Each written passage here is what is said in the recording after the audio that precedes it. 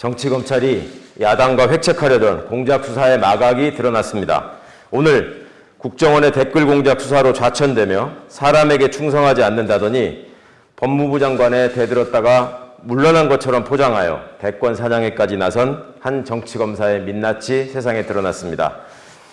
지난해 4월 3일 윤석열 씨의 눈과 귀로 그의 지시에 따라 움직일 수밖에 없는 대검 수사정보정책관이 검찰총장과 그 배우자 최측근을 비판하는 유명 인사와 총선 후보 및 기자들의 고발장을 작성하고 개인의 신상 정보가 담긴 판결문까지 꼼꼼히 챙겨서 연수원 동기이자 검사 출신인 제1야당 소속 김웅 후보에게 전달하여 야당의 이름으로 이들을 고발하라고 사주했다는 것입니다.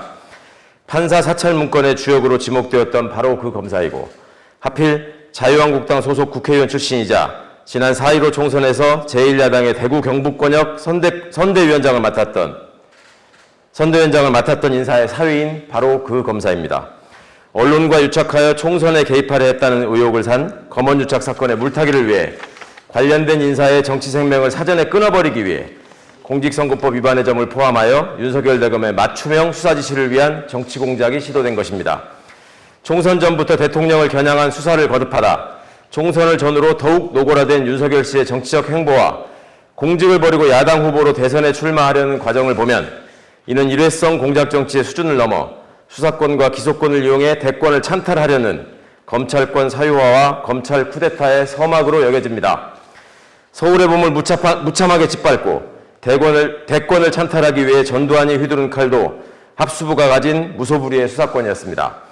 쿠데타의 걸림돌이 되는 정적은 수사의 칼을 겨눠 폐인을 만들고 보안사를 동원한 폭력, 위협, 회유로 야당 정치인의 목줄을 죄며 꿇어앉혔습니다. 정치검찰의 수괴로 자행한 수사기소권의 사유화는 그야말로 보안사 정치의 복사판입니다. 정치검사의 검찰권 사유화는 그 증거가 차고 넘칩니다. 고발장에 적시된 피해자는 윤석열, 김건희, 한동훈입니다. 본인과 배우자 그리고 최측근을 건드리면 가만두지 않겠다는 것입니다. 비판한 정치인에게는 공직선거법을 통한 대검 수사로 정치 생명을 끊고 공작과 조작을 보도한 언론인에게는 재갈을 물리겠다는 것입니다. 국민이 부여한 권한을 그야말로 자기 주머니의 물건처럼 오로지 자신의 이익을 지키기 위해 꺼내어 썼습니다. 윤석열 씨는 고발장을 전달한 측근 지키기에도 열을 올렸습니다. 추미애 법무장관의 인사권에 대항하여 왜 그토록 측근들의 자리 보전에 집착했는지, 부장검사급으로 직급이 낮아진 자리에 왜 더 높은 직급을 맡았던 인사를 계속 앉혀두려 때를 썼는지 이제야 비로소 이해가 됩니다. 이렇듯 노골적인 행태의 어느 부분에 그가 앞세우는 공정과 상식이 있습니까? 대체 어느 곳에서 정의와 헌법 정신을 찾아볼 수 있습니까? 과거 어떤 검사는 기자에게 검사가 수사권 갖고 보복하면 깡패라고 했습니다. 과연 공직자 윤석열은 검사였습니까? 깡패였습니까?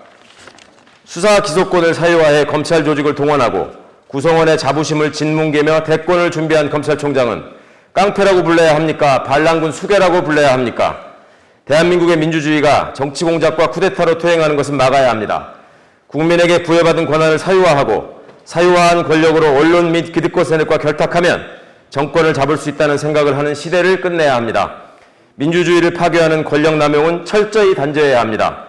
법무부와 대검은 즉시 합동감찰에 착수해야 합니다. 법사위는 즉시 소집되어 진상을 묻고 대책을 마련해야 합니다. 국회는 국정조사와 국정감사를 통해 진실을 밝혀내고 제도를 정비해야 합니다. 윤석열이 출석하여 증언하고 소명해야 합니다. 이 중대한 사안을 두고 결코 머뭇거릴 일이 아닙니다. 국민의힘도 정치검사들이 획책한 공작정치에 얼마나 합의하고 관여했는지, 정치적 이득만을 노려 정치검사의 꼭두각시가 되었던 건 아닌지 규명하고 그 공작의 실상을 국민 앞에 낱낱이 밝혀야 합니다. 정쟁을 통한 진흙탕 싸움으로 진실을 가리려는 헛꿈을 꾸지 말고 당 명의 선거 관련 고발장 처리 과정의 전말을 소상히 설명하기 바랍니다. 당사자인 김웅 의원은 스스로 공익제보라 강변한 해당 문건 전체와 자신이 직접 작성했다는 고발장도 마땅히 공개해야 합니다. 윤석열 씨는 주제 넘은 대선 행보를 즉각 중단하고 검찰권 남용과 공작 정치에 대한 진상규명에 응하고 응분의 책임을 받아야만 할 것입니다. 윤석열 게이트는 결코 가려질 수 없습니다. 권력에 도취하여 국민을 무시하고 망상에 기대어 민주주의를 훼손한 잘못은 너무나 크고 무거운 것입니다. 반드시 역사와 법률, 무엇보다 국민이 단죄할 것입니다. 2021년 9월 2일 열린민주당 및 철험회 소속 의원 일동. 고맙습니다.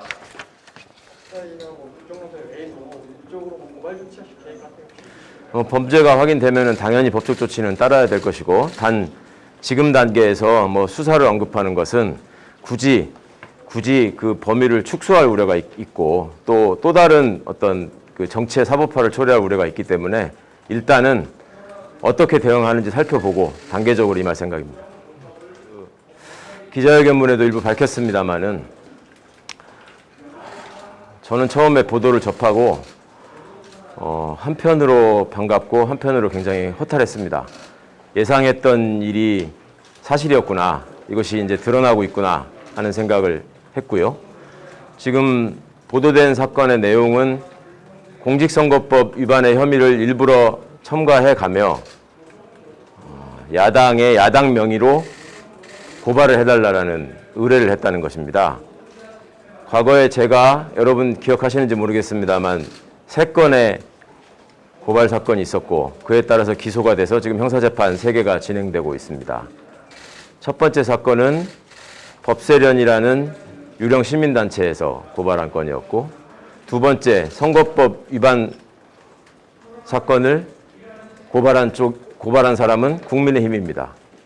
세 번째 명예훼손 사건의 경우에도 역시 유령 시민단체가 고발을 했고 관련된 사람은 채널A 기자입니다.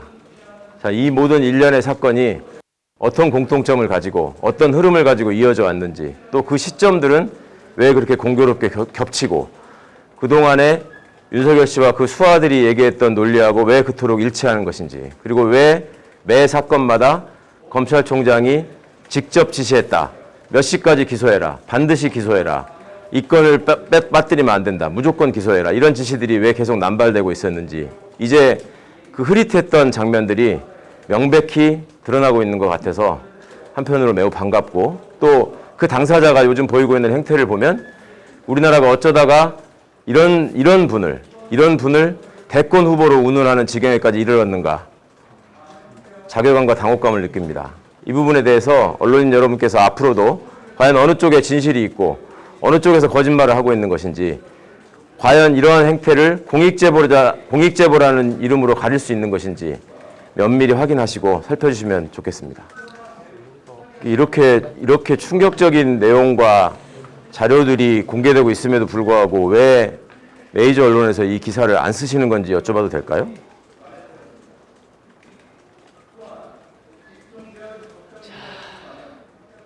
자, 더 이상 없으시면 그럼 이만하겠습니다. 여러분 고맙습니다.